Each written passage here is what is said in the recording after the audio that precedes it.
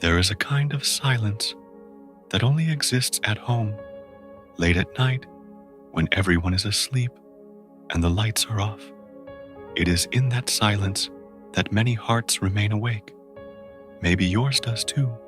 You walk to your children's room, or you look at the person lying beside you, and you feel a tightness that is hard to explain. It is not distrust. It is not lack of faith. It is love. A love so great that sometimes it turns into fear. Fear of what could happen. Fear of what you cannot control. Fear of the invisible. The silent anguish of parents who fall asleep worried, imagining unseen dangers surrounding those they love, is not a sign of spiritual weakness. It is a sign of emotional responsibility. It is the brain trying to anticipate threats to keep what is precious safe. Neuroscience explains that when we love, our alert system becomes more sensitive.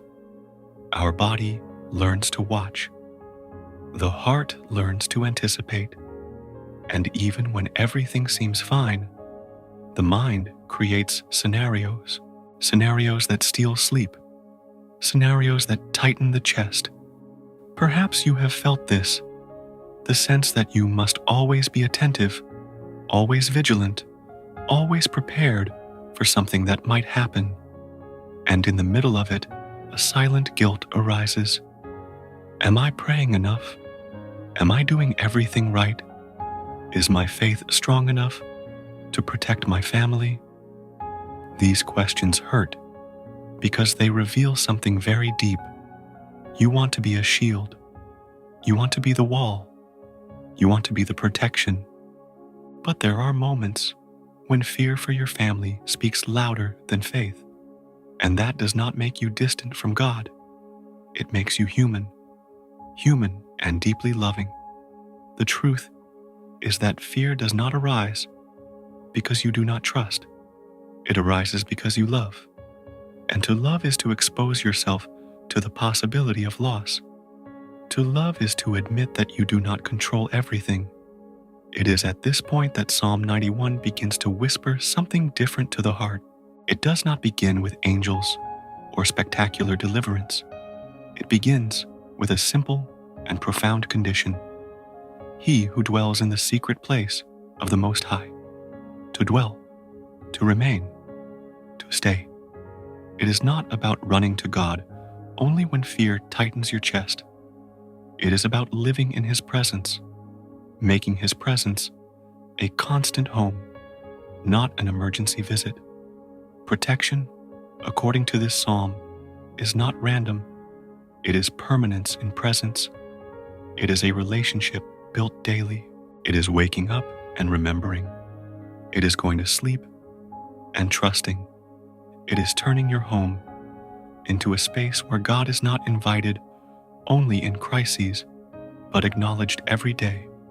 And when the text says, He will cover you with His feathers, it uses an almost physical, almost tangible image, like a bird wrapping her young, creating a microclimate of warmth, safety, and closeness. Not distant protection, covering protection, enveloping protection. Perhaps when you think about evil attacks, your mind imagines something dramatic, visible, frightening. But often, these attacks manifest quietly and repetitively. Division inside the home, harsh words that accumulate, addictions that enter without permission, emotional illnesses that drain joy, constant conflicts that wear down love. Evil does not always shout. Sometimes it simply erodes, slowly.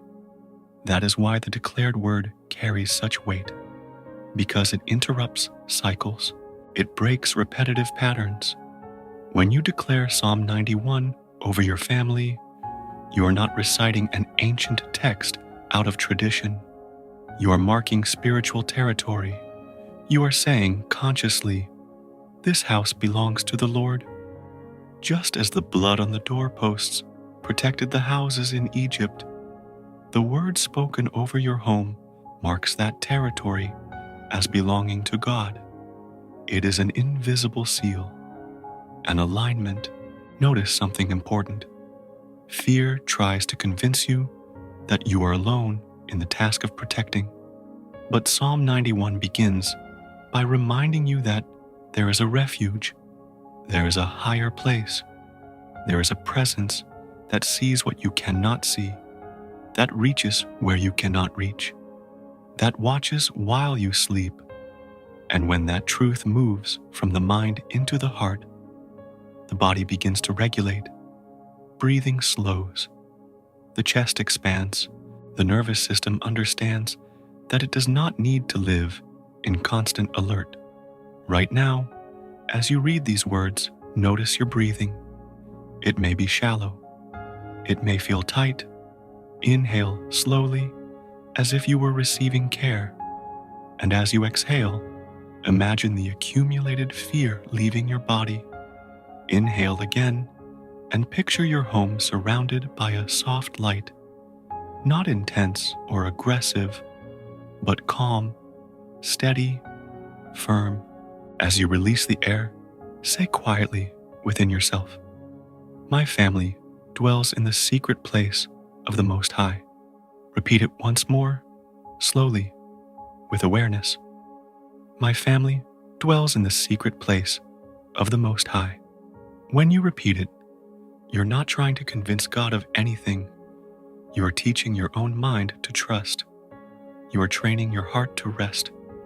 You are allowing faith to speak with the same intensity that fear has spoken so many times.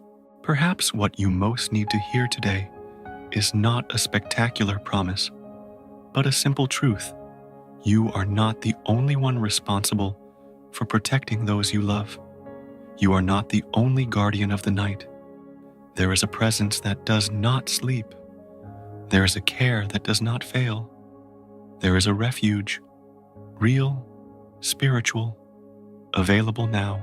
And what if, instead of fighting fear, you began transforming it into prayer?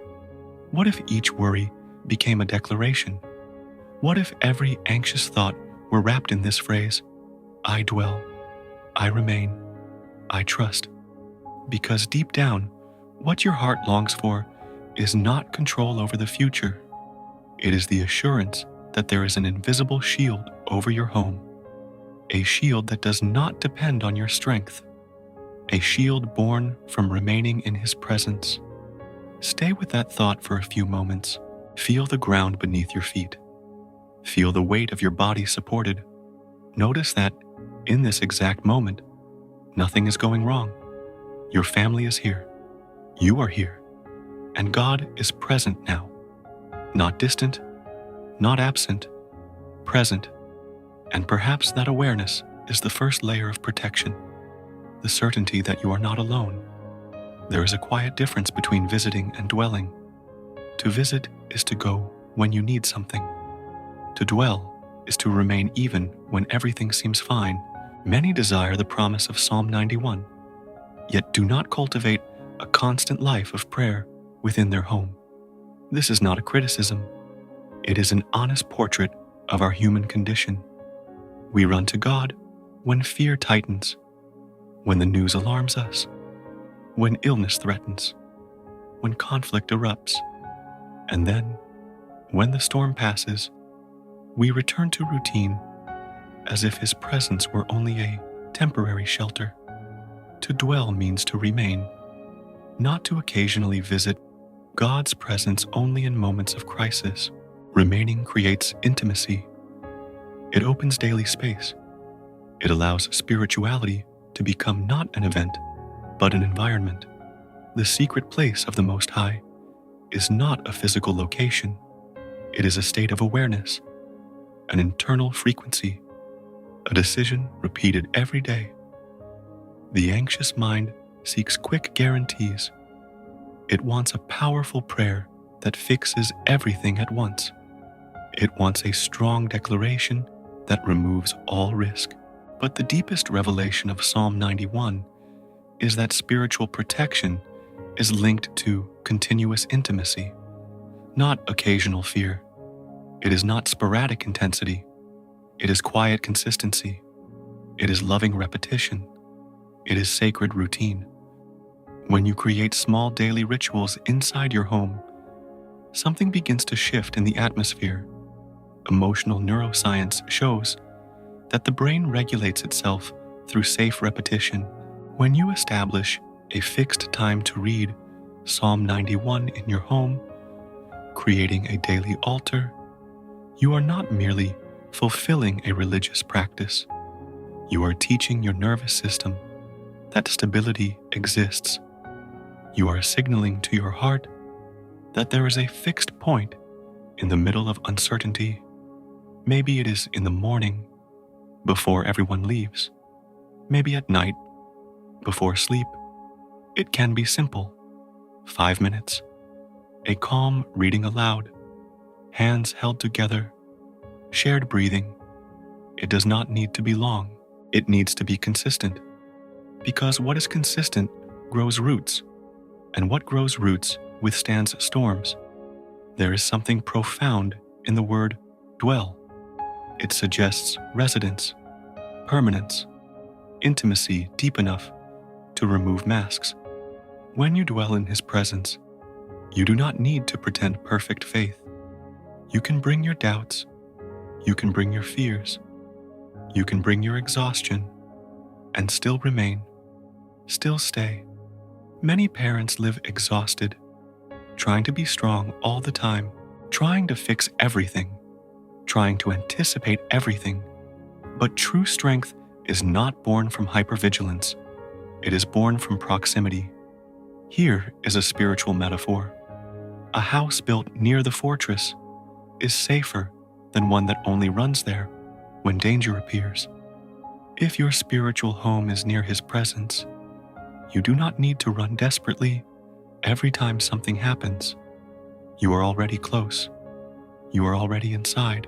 Perhaps you are realizing now that your relationship with God has been more reactive than constant. It is okay to recognize that. Recognition is not condemnation. It is awakening. Protection is not a button pressed in emergencies.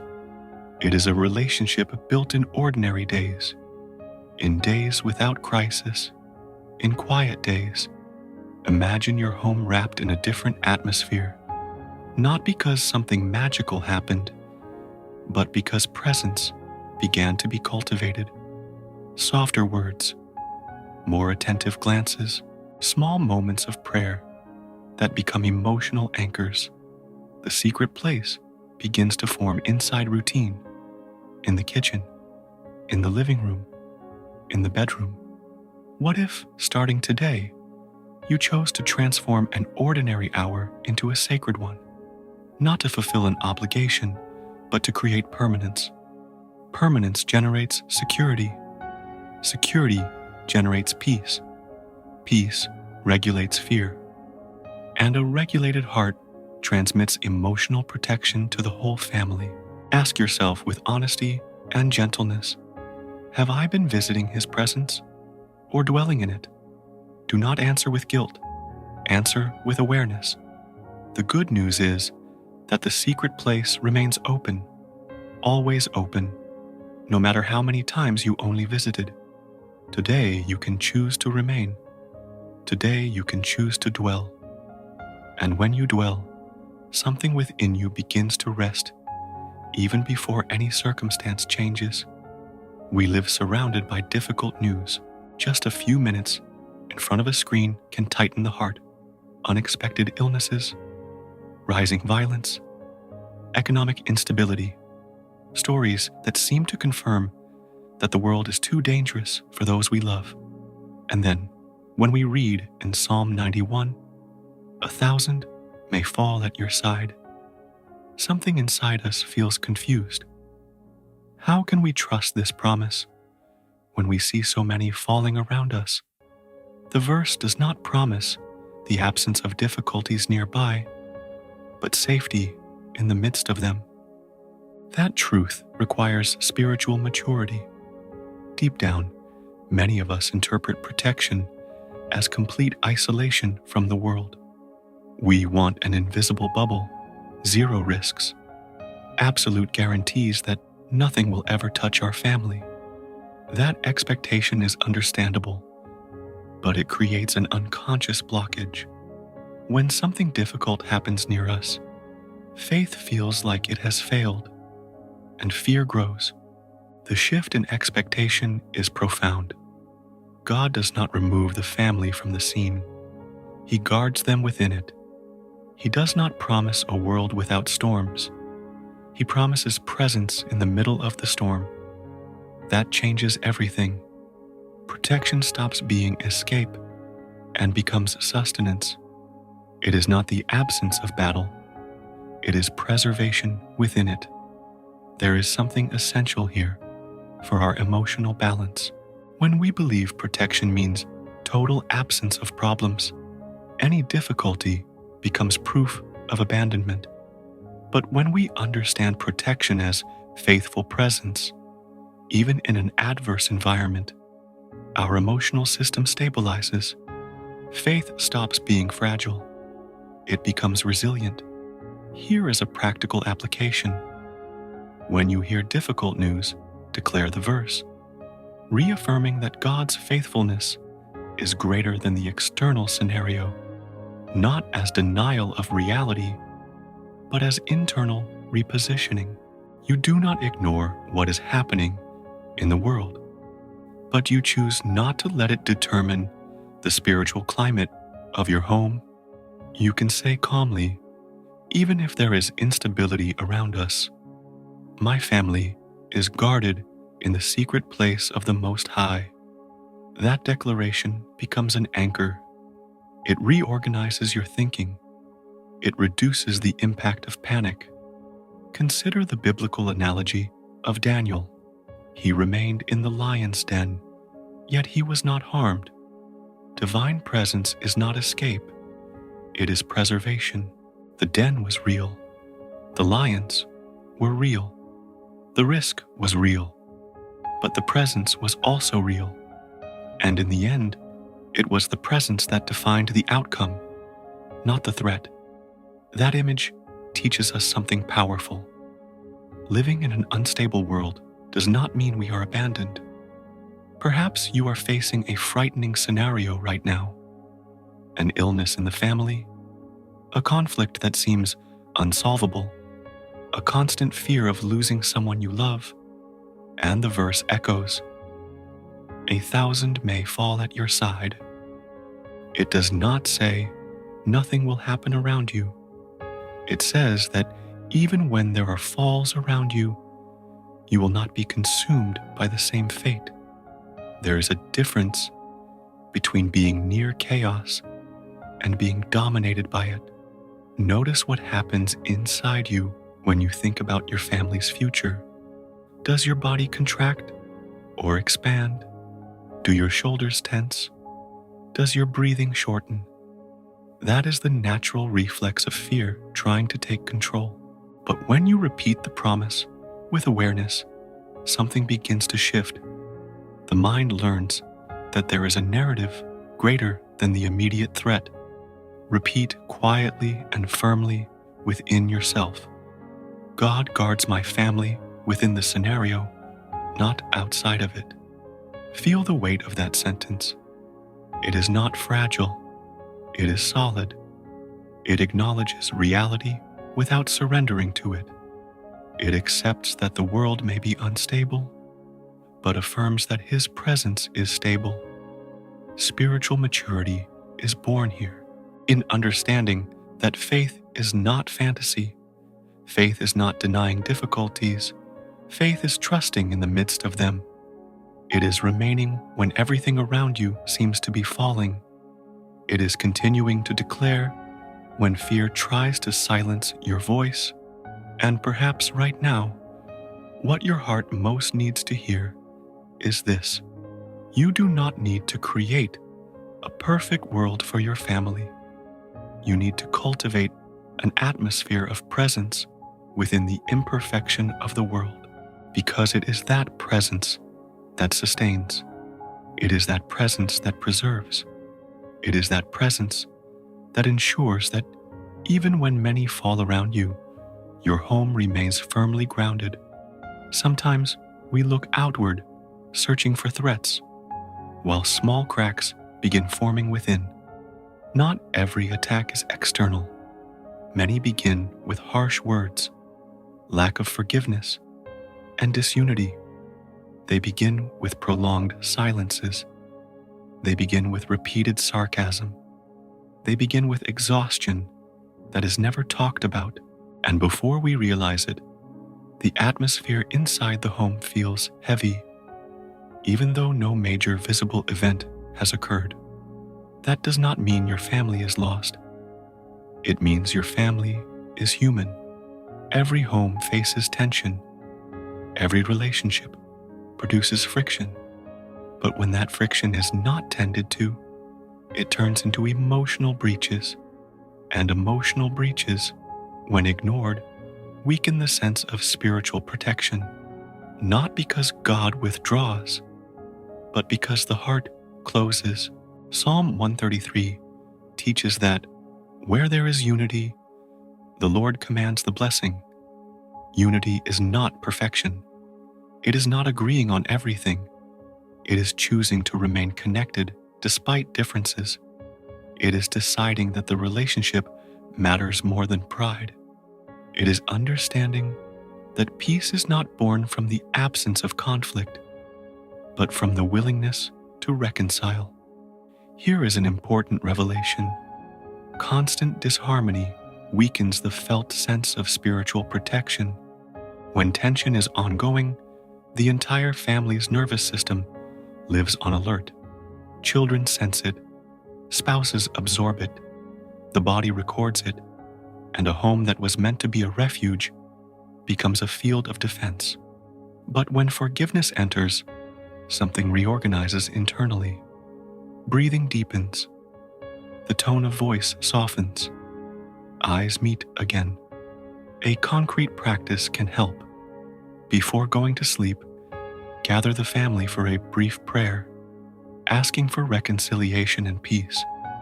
It does not need to be long. It can be simple and sincere. Lord, cleanse our hearts from every resentment. Teach us to speak with respect. Guard our unity. This moment creates a ritual of emotional repair. Daily repetition teaches the brain that conflicts can be resolved, that love is not fragile, that the home is safe. Here is a spiritual metaphor. Strong walls cannot withstand pressure if there are internal cracks. It does not matter how high the outer wall stands if deep fissures exist inside. Protecting your family, therefore, also means tending to the emotional climate of the home. It means guarding your words, asking for forgiveness when you fail, offering an embrace before the day ends. Perhaps there is something within your household that needs healing. Perhaps there is a conversation that has been postponed. Perhaps there is an old wound asking for light. Do not ignore it. Spiritual protection also flows through the courage to restore relationships. And when you choose reconciliation, you close invisible gaps that fear often tries to exploit. Ask your heart honestly, is there something that needs to be forgiven today within your home? If the answer is yes, do not condemn yourself. Simply begin. Small steps build internal walls stronger than any external threat. There is a quiet exhaustion in trying to control everything. The anxiety of wanting to monitor every step your children take, every decision your spouse makes, every detail of family life can become a constant weight. You reread messages. You imagine scenarios. You attempt to predict every risk because deep down, you believe that if you control enough, you can prevent any pain. But Psalm 91 declares that there is invisible care beyond human capacity. He will command his angels concerning you. This is not empty poetry. It is a reminder that the responsibility does not rest solely on your shoulders. There is a dimension of protection that goes beyond what your eyes can see. Here is the shift in expectation. Protecting is not controlling everything. It is trusting that God acts where your hands cannot reach. Your children will grow. They will make choices. They will walk into places where you're not physically present. And that is frightening, deeply frightening. But to trust is to accept that there is a presence accompanying them when you cannot. Trust regulates fear. When you release what you cannot control, your body leaves its constant state of alert. Faith does not eliminate care. It balances care with rest. You continue guiding, continue teaching, continue loving, but you stop living as if everything depends exclusively on you. A practical exercise. When leaving home, declare, Lord, send your angels to guard my family in all their ways. Speak with serenity. Speak with surrender. Not as a magic formula, but as a conscious act of trust. This declaration reorganizes your mind. It signals to your inner world that you are not alone in this mission.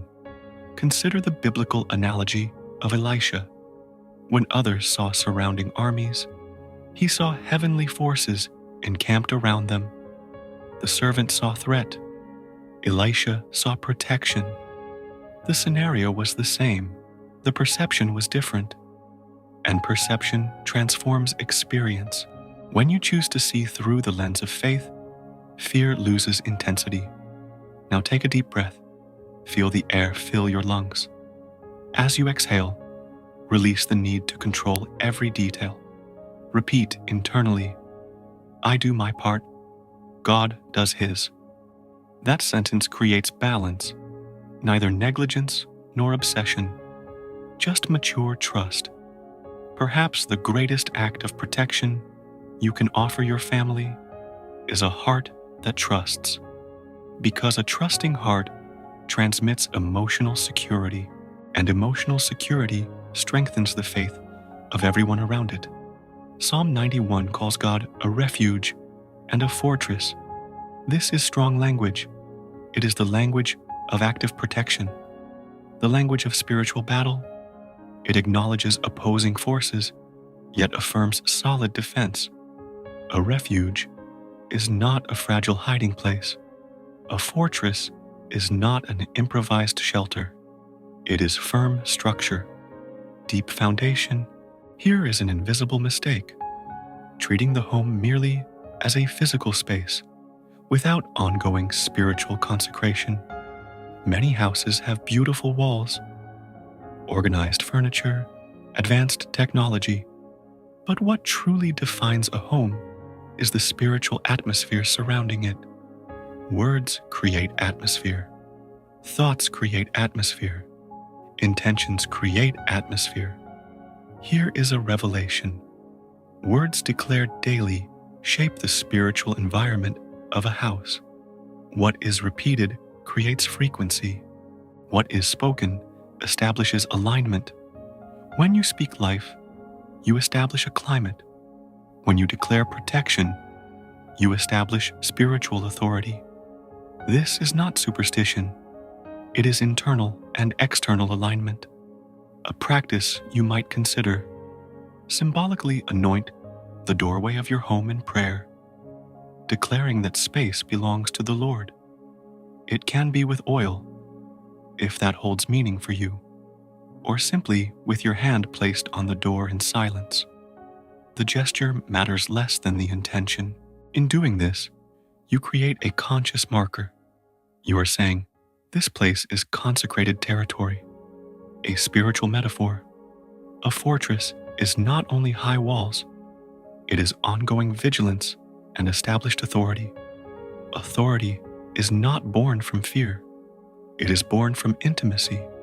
When you dwell in his presence, you speak with calm conviction, not shouting, not desperation, serene firmness. Imagine your home as a space where God's presence is recognized daily, where there is respect, where there is forgiveness, where there is prayer. This does not eliminate challenges, but it transforms the way they are faced.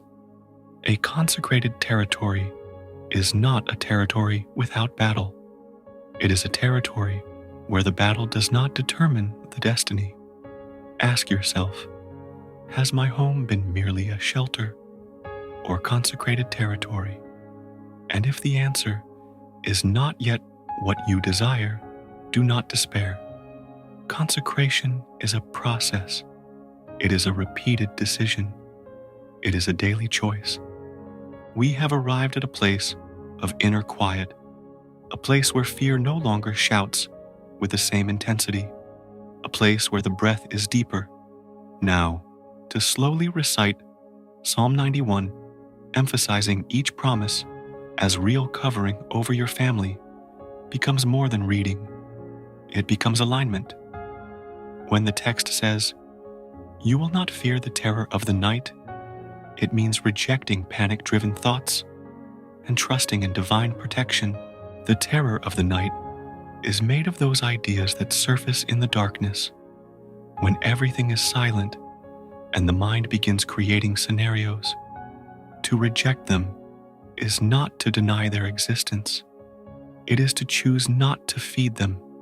It is to replace them with presence. To declare that every contrary influence, every destructive cycle, and every form of oppression loses strength when the word is proclaimed with persevering faith is not empty mysticism. It is spiritual and emotional reconditioning.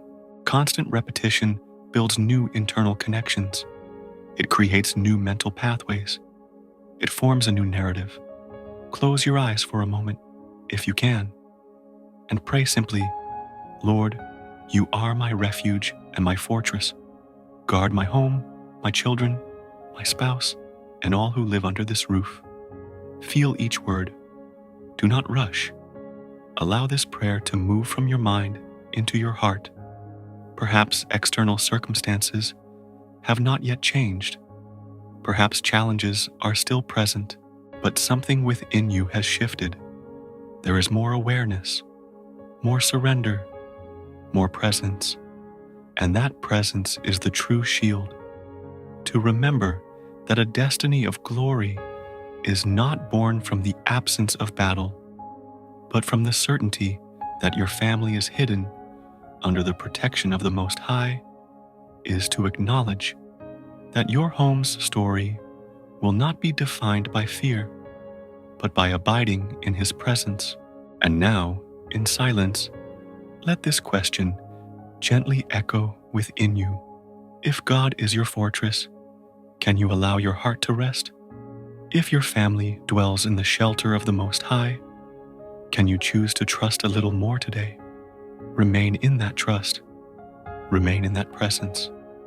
Remain. For it is in remaining that the shield becomes real. It is in remaining that fear loses strength. It is in remaining that your home finds peace.